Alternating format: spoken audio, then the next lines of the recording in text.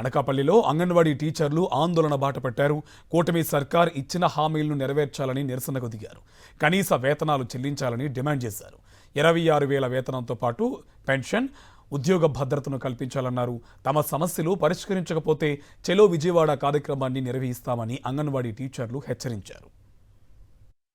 అంగన్వాడీ ఉద్యోగులు తపాలా పోరాటాలు చేసి మా డిమాండ్స్ని ప్రభుత్వం దృష్టికి తీసుకెళ్ళినప్పటికీ కూడా ప్రభుత్వం చాలా నిర్లక్ష్య ధోరణితో ఈరోజు ఈ పరిపాలన చేయడం అనేది జరుగుతుంది.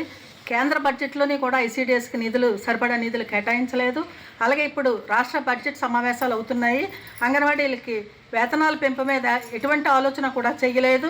అందుకని మేము రాష్ట్రం అంతా కూడా 23 నుంచి 27వ తేదీ వరకు రిలే నిరాహార దీక్షలు చేపట్టి ఇప్పటికీ ప్రభుత్వం మా సమస్యలు పరిష్కరించకపోతే చెలో విజయవాడ మార్చి 2వ తేదీ చెలో విజయవాడ పెద్ద ఎత్తున మేము పోరాటానికి సిద్ధమవుతున్నాము.